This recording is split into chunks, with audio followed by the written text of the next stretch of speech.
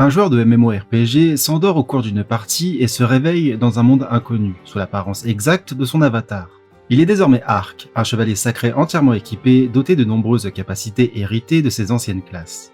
Mais sous son armure se cache en réalité le corps d'un squelette. En comprenant qu'il serait immédiatement pris pour un monstre s'il se montrait à visage découvert, Ark choisit de garder son casque en permanence et d'avancer aussi discrètement que possible dans ce nouveau monde.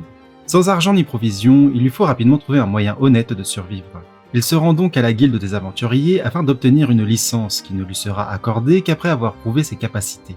Après avoir affronté plusieurs créatures et sauvé une jeune noble influente d'une attaque de brigands, Ark revient à la guilde avec les preuves de ses chasses. Il obtient alors sa licence d'aventurier, ce qui lui permet de gagner de l'argent tout en justifiant sa présence dans ce monde sans trop attirer l'attention. Peu après, il accepte sa première véritable mission, escorter une jeune villageoise partir récolter des plantes médicinales dans la forêt. En chemin, il découvre un petit animal blessé que Ark soigne grâce à sa magie. La créature, reconnaissante, s'attache aussitôt à lui et Ark décide de la nommer Ponta. La jeune fille le conduit finalement jusqu'à l'endroit où pousse la plante qu'elle recherche. Mais sur place, il découvre que la zone est devenue le territoire d'un basilic géant. Grâce à sa puissance écrasante, Ark élimine rapidement le monstre avant de remarquer un détail étrange. La créature portait une bague magique qui semblait permettre de la contrôler.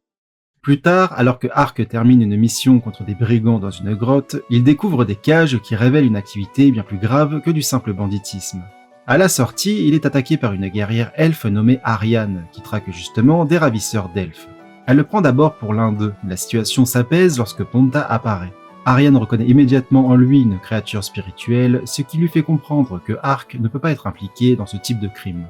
Même si Ariane refuse d'abord son aide et repart de son côté, Ark refuse de rester passif. Dès le lendemain, il part à sa recherche.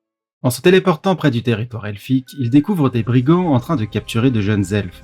Ariane intervient la première et élimine plusieurs ennemis, mais la situation se complique lorsque l'un d'eux prend une otage. Il s'agit d'Udolan, fils du marquis Triton de Diento, déjà lié à des tentatives d'assassinat et aux attaques de basilic dans la région, tout en étant désormais impliqué dans le trafic d'esclaves elfes. Ark intervient aussitôt et neutralise Udolan d'un seul coup, permettant à Ariane d'éliminer les derniers ravisseurs sans mettre les captives en danger. Les elfes sont sauvés, mais une nouvelle information tombe rapidement. D'autres captives sont détenues dans la ville de Diento, où se trouve le marquis Triton lui-même. Ariane engage alors officiellement Ark comme mercenaire, puis il rejoigne un autre elfe nommé Danka afin d'organiser une infiltration. À la nuit tombée, le trio infiltre le bâtiment ciblé, mais découvre que plusieurs bandits ont déjà été tués. Ark tombe alors sur une ninja aux oreilles de chat, qui comprend vite qu'il n'est pas un ennemi. Avant de disparaître, elle lui révèle que deux elfes sont retenus au palais du marquis et lui remet des preuves écrites du trafic. Les captives enfermées dans les souterrains sont libérées, puis Ark téléporte tout le groupe hors du bâtiment. Il rejoint ensuite Ariane au palais où il retrouve Triton, Udolan et les deux dernières elfes réduites en esclavage. Ariane neutralise le marquis et libère les prisonnières, tandis que des explosions, probablement provoquées par la ninja, ravagent le palais. Avec ce dernier sauvetage, le réseau d'esclavage de Diento est démantelé. Une fois en sécurité, Ariane propose à Ark de l'accompagner jusqu'au territoire elfique, afin de poursuivre leur lutte contre les ravisseurs. Ark accepte, mais il se heurte aussitôt à un problème majeur. Il ne peut pas se présenter devant les elfes sans révéler sa véritable nature. Il retire alors son casque devant Ariane et dévoile son visage de squelette, en expliquant qu'il s'agit d'une malédiction sans révéler l'origine réelle de sa condition. Bien que surprise, Ariane ne le rejette pas. Elle choisit de juger ses actes plutôt que son apparence, lui assure que les elfes garderont son secret et lui explique que son peuple pourra peut-être l'aider à lever cette malédiction. Ils voyagent alors jusqu'à Lalaloya, un vaste village elfique dissimulé dans la forêt. Ark y rencontre Dylan et Glennis, les parents d'Ariane. Dylan le remercie pour son rôle dans le sauvetage des elfes capturés, mais réprimande sa fille pour avoir attaqué le manoir de Triton sans attendre une décision collective. Ark expose alors l'affaire, preuve à l'appui, ce qui permet à Dylan de mesurer l'ampleur de la situation et de transmettre le dossier à leur patriarche. Lors de la réunion, centrée sur la violation par les humains d'un traité de paix vieux de 400 ans interdisant l'asservissement des elfes, les anciens choisissent finalement de ne pas lancer de représailles immédiates. Ils préfèrent observer la réaction du royaume humain face à cette affaire, tout en poursuivant en secret les opérations de sauvetage. Durant cette attente, Ark se voit confier une nouvelle mission par Dylan.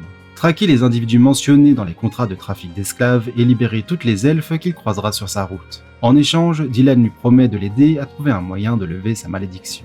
Ark et Ariane quittent donc le village elfique afin de poursuivre leur traque du réseau responsable des enlèvements. En chemin, Ark réfléchit à sa condition et confirme que son apparence de squelette relève bien d'une forme de malédiction, puisqu'il peut utiliser un sort de purification sur lui-même, mais seulement de manière temporaire. Leur route les mène alors dans une forêt infestée de loups maudits, qui passent rapidement à l'attaque. Ark parvient à identifier le chef de la meute et découvre qu'il porte lui aussi une bague similaire à celle trouvée sur le basilic. En détruisant l'objet, le chef retrouve aussitôt ses esprits, rassemble sa meute et se retire sans poursuivre le combat. En parallèle, au cœur d'Olav, capitale du royaume de Roden, le roi réunit ses 3 enfants, Sect, Dakarès et Juliana. L'affaire de Diento provoque de fortes tensions politiques, car le trafic d'elfes constitue une violation directe des accords conclus entre les humains et le peuple elfique. Juliana soupçonne une conspiration plus large, impliquant peut-être ses propres frères, et décide d'entrer directement en contact avec les elfes pour faire la lumière sur la situation. La princesse quitte alors Olav avec sa servante pour rejoindre le grand-duché de Limbult, qui sert d'intermédiaire avec le peuple elfique. Mais en chemin, le convoi est brutalement attaqué. L'embuscade tourne au massacre et Juliana ainsi que sa servante sont laissées pour mortes. Non loin de là, Ponta perçoit le danger et alerte Ark. Celui-ci se précipite sur les lieux, tandis qu'Ariane reste brièvement en arrière. En arrivant, Ark découvre le carnage et devient immédiatement la cible des assaillants encore présents, qui lancent plusieurs sorts contre lui. Les loups qu'il avait précédemment libérés reviennent alors à son secours et attaquent les assassins. Ensemble, ils éliminent plusieurs ennemis, tandis que les autres prennent la fuite. Une fois la bataille terminée, les loups repartent, et Ark lance un sort de régénération sur Juliana, sa servante, et les garde encore sauvables. Il quitte ensuite les lieux incognito et rejoint Ariane sans lui révéler ce qu'il vient de faire. En marge, le prince Dakarès, au cœur de ses manigances, apprend d'abord que les loups ont cessé d'obéir. L'un de ses associés, Cétrion, en déduit que les bagues de contrôle ont été détruites.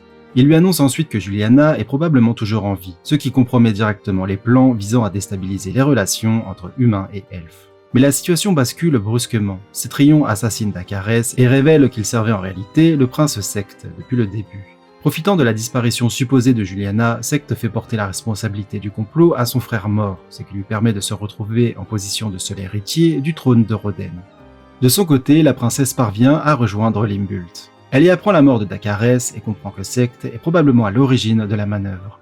Elle choisit alors de garder sa survie secrète afin de conserver un avantage politique. Ark et Ariane arrivent de leur côté dans la capitale royale, où ils y retrouvent la ninja aux oreilles de chat, qui se présente sous le nom de Shiome. Elle les remercie pour l'opération menée à Diento qui a permis de libérer de nombreux captifs, puis révèle appartenir à un clan de ninjas chargé de protéger les hommes bêtes. Shiome évoque alors un humain nommé Hanzo, fondateur de leur groupe environ 600 ans plus tôt. Ark explique que le concept de ninja existe également là d'où il vient, ce qui lui fait comprendre qu'un autre individu venu de son propre monde a probablement été transporté ici avant lui et a influencé l'histoire locale. Shiome expose ensuite la raison de sa venue. Elle traque un réseau d'esclavage visant les hommes bêtes et sollicite l'aide de Ark pour libérer ses compagnons capturés. Ark et Ariane acceptent sans hésiter et le groupe se dirige alors vers le plus grand marché d'esclaves de la capitale, avec pour objectif d'y provoquer le chaos afin de libérer un maximum de captifs. Ils sont rapidement rejoints par Goemon, un autre membre du clan ninja. D'abord séparés, les deux groupes finissent par se rejoindre dans les profondeurs du complexe, où ils découvrent la prison des hommes bêtes capturés. Ark utilise sa téléportation pour évacuer les survivants et les mettre à l'abri, puis retourne au combat aux côtés de Goemon afin de détruire entièrement l'infrastructure du marché et d'empêcher toute reprise immédiate du trafic. Dans le même temps, des informations confirment que des elfes capturés ont été envoyés vers le Saint-Empire le Blanc, dirigé par l'empereur Domitianus. Ark et Ariane prennent alors la route. Leur voyage les mène à travers un désert particulièrement dangereux où ils affrontent notamment des wyverns avant d'atteindre une ville frontière. Ils y rencontrent Karsi, un elfe vivant parmi les humains, qui leur propose un marché. Des informations en échange de leur aide pour capturer un ver des sables. Le combat s'avère plus difficile que prévu, car la créature a été anormalement renforcée. Ark parvient cependant à maîtriser la situation et remarque que le monstre porte lui aussi une bague de contrôle, confirmant que cette piste les rapproche de l'origine du complot. Arrivé près de la frontière de l'Empire, le duo enquête séparément et découvre qu'une forteresse isolée est liée à plusieurs disparitions suspectes. À l'intérieur, ils rencontrent Fumba, un sorcier dompteur de monstres au service de l'Empire. Il est à l'origine des bagues de contrôle et travaille pour Domitianus, qui orchestre en coulisses une stratégie visant à affaiblir le royaume de Roden. Fumba prend d'abord le contrôle d'Ariane à l'aide d'un diablotin dissimulé, mais Ark parvient à la libérer en éliminant la créature.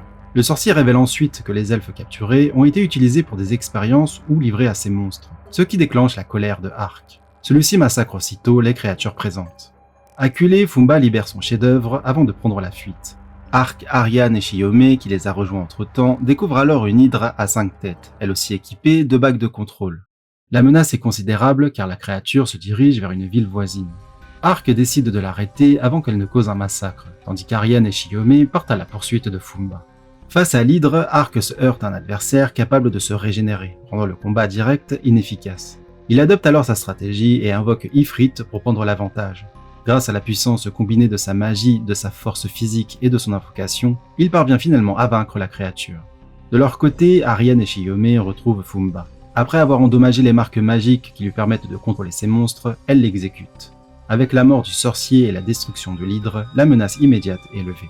Peu après, un message de Danka annonce que Juliana a rencontré les anciens elfes et obtenu un accord. Le royaume de Roden prendra ses responsabilités dans l'affaire du trafic, cherchera les elfes encore disparus et défendra les territoires elfiques en cas de menace impériale. À Olav, Sect apprend que sa sœur est finalement en vie et que ses négociations ont abouti, ce qui fragilise son plan politique. De son côté, l'empereur Domitianus poursuit le développement de bagues de soumission inspirées des travaux du sorcier Fumba, confirmant ainsi l'existence d'un projet de contrôle à grande échelle. En parallèle, il cherche à découvrir l'identité de celui qui a réussi à vaincre l'hydre.